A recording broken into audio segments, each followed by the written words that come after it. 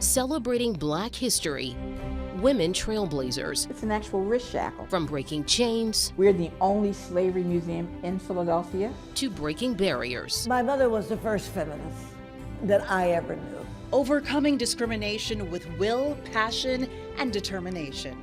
Being on the Olympic team was not about winning, it was about taking part. Standing up for those who couldn't. My life is an example of what happens when you have every educational opportunity. And I think about how many youngsters across the world who got an opportunity because I dared. CBS News Philadelphia, celebrating Black history, women trailblazers. Hello, everyone, and thank you so much for joining us. I'm Natasha Brown. And I'm Janelle Burrell, and we are paying tribute to brave women from our area who have paved the way for the success of future generations. We are in the African American Museum in Philadelphia. On permanent display is Audacious Freedom, highlighting Black Philadelphians who made a difference in the founding of our nation. This museum celebrates the history and culture of African Americans through artifacts, art, and community programs. Other collections tell stories of civil rights activists and change makers. I spoke with the museum CEO to find out more about the exhibit called Shared Vision, which is a collection that speaks to beauty, identity, and power.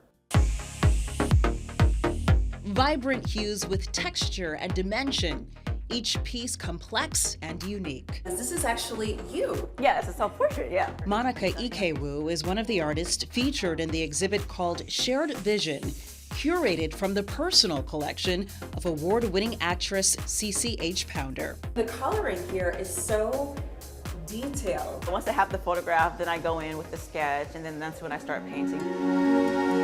Her talent is among these powerful images adorning the walls of the African American Museum in Philadelphia. I started looking at Black portraiture, twisting the narrative of how Black people are viewed in society, but wanting to focus on how they want to be viewed, and then using my ability to paint to help create an accurate depiction. Not only are we the gatekeepers for history, but we also encourage history makers today. Dr. Ashley Jordan is president and CEO of the African American Museum. The magnitude of all the different pieces, it really spoke to me. I was spellbound because of all of the richness of color, as well as the great stories behind each artist and their pieces. Anyone who comes to this show, you will leave definitely more empowered, more aware. The artists hail from around the world, from Africa to the Caribbean to right here in the U.S. I just think I'm privileged to be able to paint.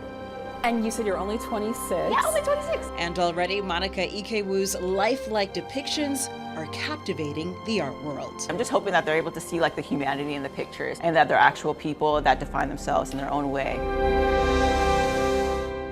Now to another trailblazer who founded a museum in historic Germantown. Now, she carries the weight of shining a light on America's dark past. Her mission to continue to tell the story of slavery in America, lest we forget. It's so important for us to know our history. It's an unassuming small museum in Germantown. Their eyes well up when they see these signs like colored seated in rear. Just 2 rooms packed with powerful artifacts that reflect the extremely painful history of slavery in America. This coffle will allow them to put maybe 6 or 8 shackles on this long chain and be able to pull 6 or 8 Africans all at one time. This is the Lest We Forget Museum of Slavery, fittingly named as we navigated unforgettable, heart-wrenching moments on our tour. So this would be sitting on the neck of an enslaved male, probably pulling him down because it's so heavy. But notice where this would hit him if he dared try to run away. This demonstration brought me to tears, a gasping depiction of how slaves were bound. It's one of a plethora of artifacts collected by Gwen Ragsdale and her husband over decades. We're the only slavery museum in Philadelphia and the only museum with actual artifacts from the transatlantic slave trade. It all started with this seemingly innocuous trunk that Gwen's husband Justin Ragsdale grew up seeing in his Uncle Bub's house in South Carolina when he would visit as a boy.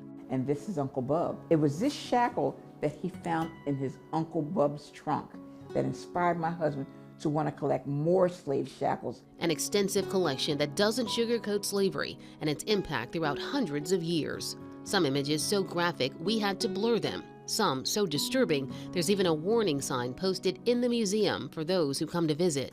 That warning sign is to prepare some of the people who bring their young children here who may not be aware of the horrendous things that happened during slavery.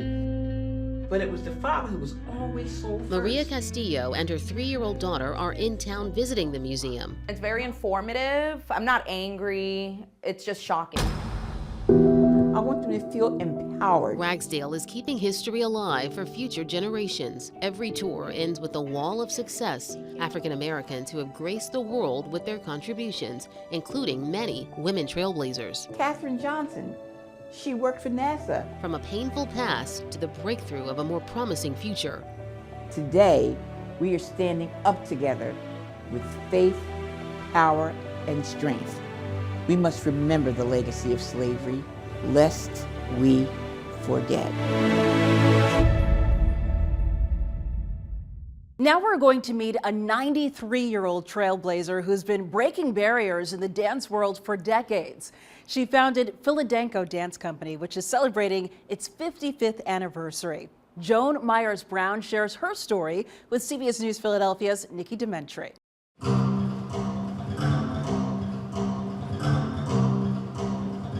Taking her place in the doorway, Joan Myers-Brown is always watching. I try to look for the mistakes. I don't look for the good part. I try to fix everything that's wrong. At 93 years old, the founder of Philadanco and the Philadelphia School of Dance Arts is still making sure her dancers leave their best on the Marley. Coming in my door, they know that a lot is expected of them. Aunt Joan, or JB as her dancers affectionately call her, says around 4,000 company members and 8,000 students trained under her. She carries and holds Philly in such high regards as she's maneuvering through the world, but yet she is world renowned. JB is like an inspiration. I can only think of like someone that I look up to. JB started the school 65 years ago to ensure everyone has a place in the studio. That's still my goal, to train girls so that they want to be whatever they want to be, and boys too, that there's a place for them, an opportunity, access. So I'm still doing that. You help make dreams come true. Yes. I have a lot of people who help my dreams come true. If walls could talk, these would share the great successes at 9 North Preston. You might have noticed a few familiar faces that started right here. Our alumni wall. The trailblazer icon and changemaker has been recognized for her accomplishments, and she has no plans of stopping. And I think about how many youngsters across the world who got an opportunity because I dared. And I still dare to make it happen. That's because she says there's still more to be done. Nikki Dementri, CBS News, Philadelphia. There is much more to come on CBS News Philadelphia, celebrating Black History woman trailblazers, including a woman of many firsts. She was interested in helping those who were feeling unrecognized. Hear more about the legacy of the first Black woman to graduate from the University of Pennsylvania Law School, who became a civil rights attorney and activist. We'll also meet a doctor whose journey and success highlights the power of educational opportunity.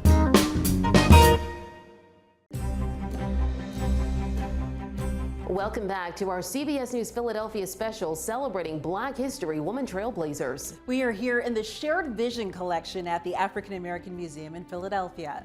And now we turn to a trailblazer with a vision in the fields of both education and the law. Sadie Alexander was a woman of many firsts, including the first Black woman to graduate from Penn Law School and the first woman ever to have her PhD. And her life will soon be commemorated with a statue here in Philadelphia. Her daughter shares her mother's inspiring story with Waukesha Bailey. An economist and attorney and the first African-American woman in the U.S. to earn a doctoral degree, Sadie Tanner Mazel Alexander was also a wife and a mother. She was unassuming. My mother was the first feminist that I ever knew. Alexander's youngest daughter, Dr. Ray Alexander Minter, passionately speaks of her mother's trailblazing legacy. Very keen about women's rights. As we walked the University of Pennsylvania's campus, it was here the young Alexander was one of just a few blacks who attended more than 100 years ago. She experienced racial isolation. It wasn't that she wanted their friendship, she wanted respect. Alexander graduated with a Bachelor of Science in Education and continued at Penn, earning a PhD in economics in 1921. She became the first African American, regardless of gender, to have a PhD in economics. However, she couldn't get a job because she was a woman and she was black. She was a charter member of Penn's chapter of Delta Sigma Theta Sorority Incorporated. It was with the strength of her sorority sisters she pushed through in challenging times. She found her voice and herself with the companionship and friendship of the women in Delta. Alexander was elected as the first national president of the sorority. Her life was her work and the Deltas. She married her husband, Raymond Pace Alexander, who became a prominent civil rights activist and attorney. She made a life raising their 2 daughters. And then my father would come home from his practice and they would talk law, and my mother fell in love with the law. That sparked another passion. She returned back to Penn as the first African American woman accepted into the university's law school. Alexander would become the first African American woman to graduate from Penn Law and the first to pass the Pennsylvania bar. She was interested in helping those feeling unrecognized, of making known the injustices. She then opened her own law firm while serving on numerous boards, including the National Bar Association. It was during this time when she fought for civil rights, including serving on President Harry Truman's committee. Her mission was to bring equity, equality, respect to those who were marginalized because of race. The city of Philadelphia is set to honor the woman of many firsts through installing a permanent statue near City Hall. A true trailblazer who never stopped despite the barriers. I think when the story is told and they realize the door may have been closed, but she got through it, she opened it, she would not give up. Waukesha Bailey, CBS News, Philadelphia. Sadie T.M. Alexander wasn't the only black woman breaking barriers at the University of Pennsylvania. Dr. Arlene Bennett pioneered the way for women at Penn's medical school. CBS News Philadelphia's Stephanie Stahl spoke with Dr. Bennett about how she made the most of her opportunities. There's lots of laughter at tea time at the Simpson House. One of the residents, 91-year-old Dr. Arlene Bennett, is the first African-American woman to graduate from the University of Pennsylvania Medical School in 1964. I worked hard, and I was rewarded for that hard work. I decided I wanted to be a doctor at 9. And that was my dream, and I just followed it through. She was born in Philly and went to Girls High. This was in the yearbook. Arlene, a brilliant pianist, I've played the piano since I was 4, is helpful and generous. And in a special turn of fate, some of her friends at Simpson House also went to Girls High. And decades later, they're still having a good time together. After high school, the future Dr. Bennett joined the Air Force so the GI Bill would pay for college. They trained me as an airborne radio mechanic. And for a long time, I was the only female in the squadron. At Penn, she majored in zoology, chemistry, and pediatrics. Did you like medical school? I loved it. But after a few years of being a pediatrician, Dr. Bennett switched specialties. The parents drove me into psychiatry. She's not as mobile these days, but has been practicing psychiatry for decades. Was it difficult, and did you face a lot of discrimination? I think it was there, but I think my philosophy and my attitude made it easier for me to go through. I probably was blessed in that I grew up in a very diverse community. And she says she grew up with supportive parents with a focus on education. My life is an example of what happens when you have every educational opportunity that there is out there. Now she and her husband, who have a son, are enjoying their golden years with Dr. Bennett reminiscing on her achievements and how she'd like to be remembered. Determination, faith, and doing the best that I can for people and trying to leave the world a little bit better than it was when I first came here. We're shifting our focus now to trailblazers in the field of arts and athletics. We're going to meet a track star who would not allow anything to stand in the way of her Olympic dreams. And we'll introduce you to a Black woman business owner keeping the cultural heritage of hats in fashion.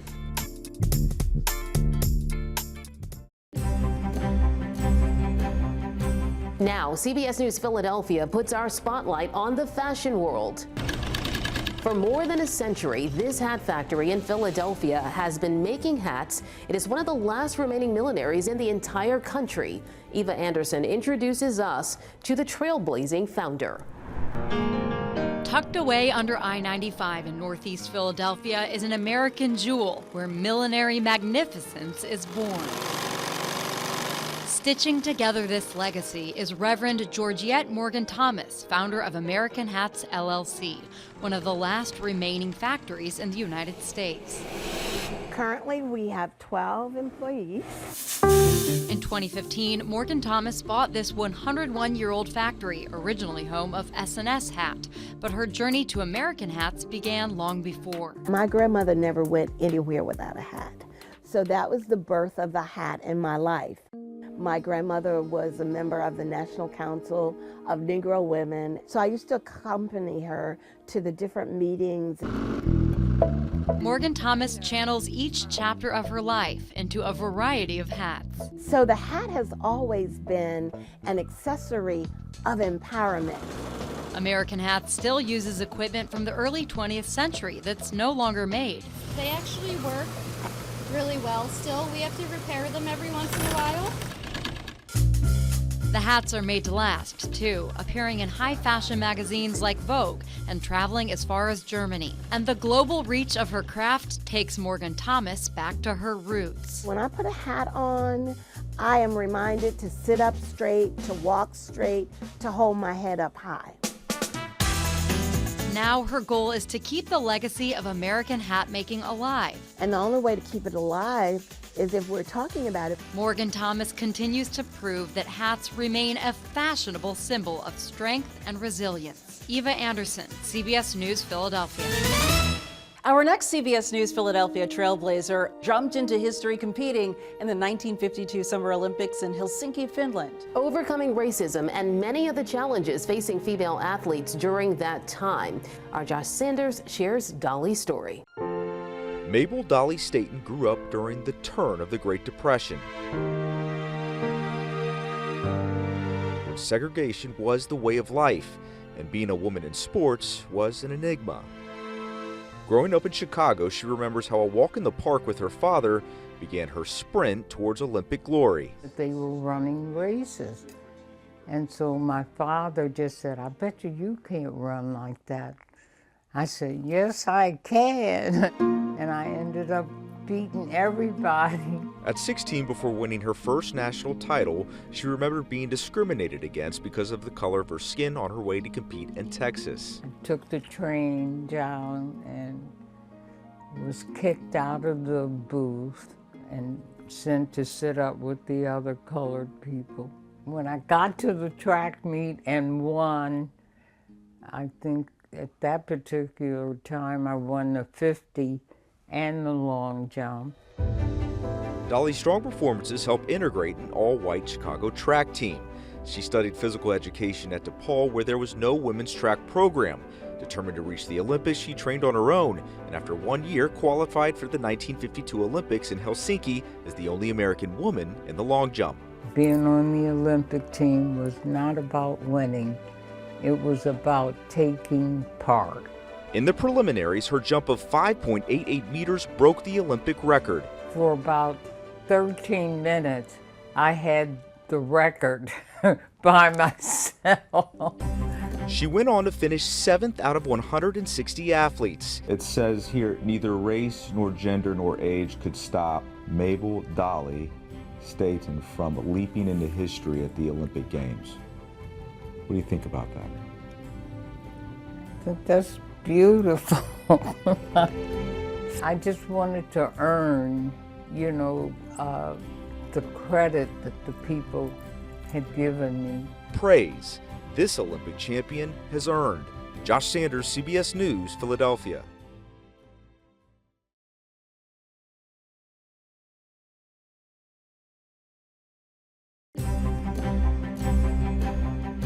Our last trailblazer is a young black woman impacting her community through oil painting. CBS News Philadelphia's Aziza Schuler gives us a candid look at this artist as she creates her next masterpiece. I get to keep on doing what I love. Nothing about Cerena Robertson's art is random. Not the angle of a head tilt, the boldness of color, nor the traces of each brushstroke. Every detail is coated with intention. I love bold, sharp details because it shows people that I meant to do this. At 24 years old, this West Philly artist has mastered the art of portraiture. My end goal is to always make people feel better about that version of themselves. Her self-portraits, painted with acrylics and oils, often go viral on social media. Each is also a visual diary on a canvas, layered with her most vulnerable emotions. Growing up as a kid, I was always insecure as well about my looks. Creating a self-portrait grounded me, and it made me feel like myself again. Robertson began drawing at around 5 years old. Circle, triangle, square, and then I was like, I want to do humans now. By the time I was 12, I mastered a face. Her natural talent opened the door to attending one of the top private high schools in Pennsylvania, Episcopal Academy. My art teacher came up to me one day and he said, you can definitely go far, just keep on going. It made me feel amazing and seen because I was one of 4 black girls in my grade. As she prepares for her first solo exhibit, a collection titled Reflecting on My Roots at the Camden Fireworks Art Gallery, the timing couldn't be more perfect as we celebrate Black history. My art is meant to embrace the beauty that I see in Black people every day that people tend to deny. Aziza Schuler, CBS News, Philadelphia. Celebrating Black history, women trailblazers, CBS News Philadelphia will continue to bring you more stories reflecting the heart in our communities. And you can watch these stories and much more on CBSPhiladelphia.com. Thank you so much for watching, everyone.